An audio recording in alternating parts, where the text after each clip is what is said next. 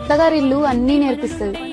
ఇంటి పని రానోళ్లకు ఇంటి పని నేర్పిస్తుంది, వంట రానోళ్లకు వంట నేర్పిస్తుంది. చిన్నప్పటి నుంచి మనకు తెలియని కొత్త కొత్త పద్ధతులు అన్నీ నేర్పిస్తుంది. ఎవరితో ఎట్లుండాలనో నేర్పిస్తుంది.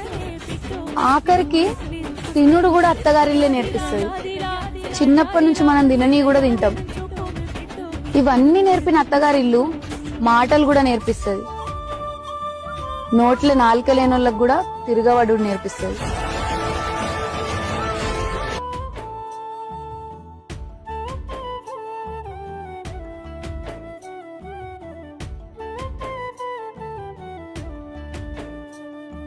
మన ఇంటి కాడోలే పొద్దెక్కి లేవద్దు సీకటి మోకన కెలివు కాలే పక్కింటి ఆళ్ళతో పంచాయతీలొద్దమ్మ నోరున్న ఆడిదని ఊరంతా అంటారే.